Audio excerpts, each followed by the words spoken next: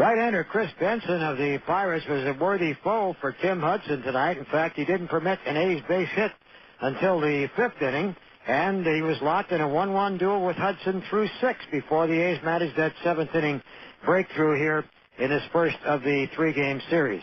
Hudson, as I mentioned, found that some of the Pirates hitters who are notoriously non-walkers and who generally hit early in the count were up there working counts deeper, and that built up his pitch count to a point where through 5 innings he had already thrown 88 pitches. In the first inning, the Pirates got on the board quickly with 1 out when Jack Wilson, who's having a superb year with the bat, singled to center field.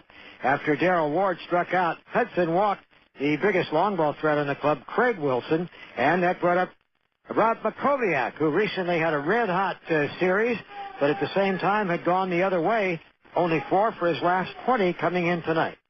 Hudson with 2 on, the infield back, runners at first and second.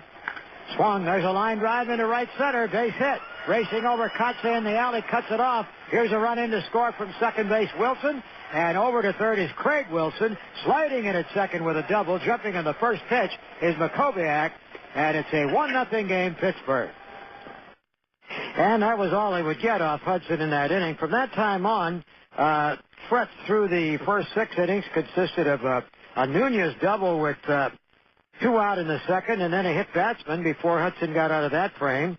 And later in the 6th, a leadoff double by Makoviak created a threat right after the A's had tied the game, but Hudson put that down. Benson, meantime, didn't permit a hit. In fact, only 2 runners, and was 1 over the minimum for 4 innings before the 5th inning when the A's came to bat, and Rubio Durazo, first man up, started what was going to be a very good evening for himself. Drive to right center. That one is hit well, and that's going to split the difference, and at the base of the wall, it's in for a base hit. Craig Wilson comes up throwing, in at second, standing. Durazo has a double. First hit off Chris Benson. A shot to right center as Makoviak and Craig Wilson converged. For a moment, I thought one or the other might have a shot, but it was just a little too deep. And Bobby Crosby, who came in tonight hitting 11 for his last 22, singled to left sharply enough that Durazo could only advance to third base. But the red-hot Damian Miller stood in at the plate. Miller came into the game having driven in 14 runs in the last 4 games.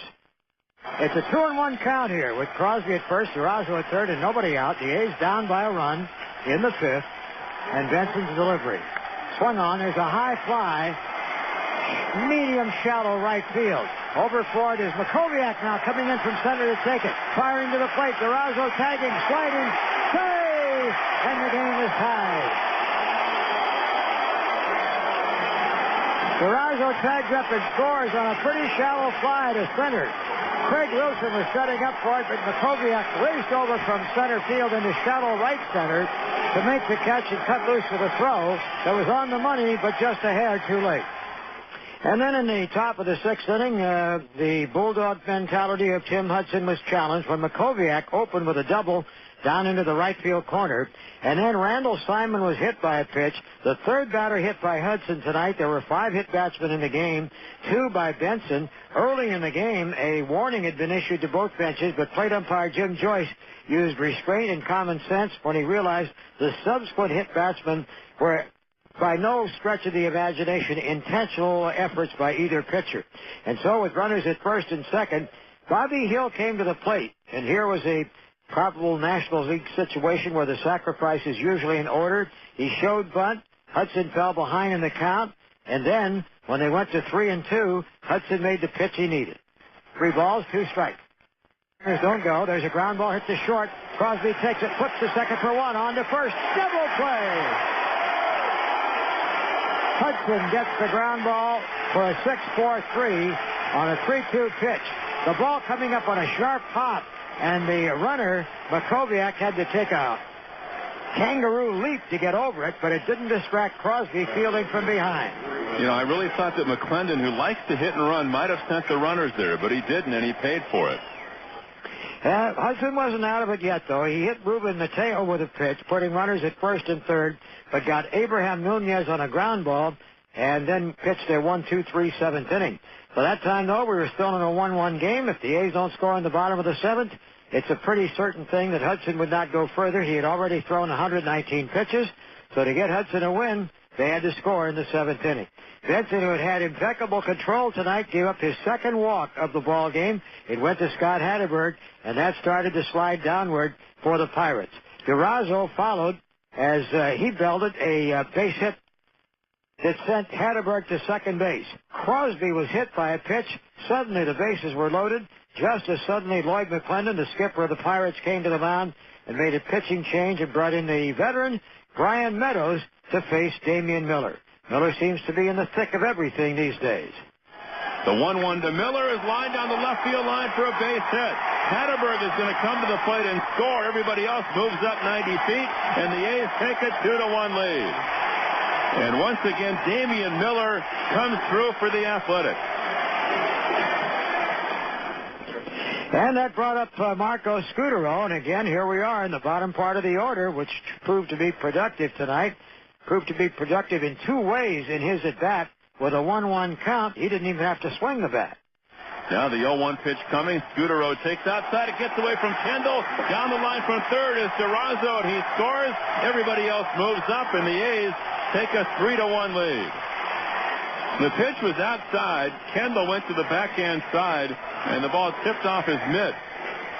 That ball had a lot of run on it away from the right-handed hitter. And that made it a 1-1 count for Scutaro, who is now ready for the next pitch.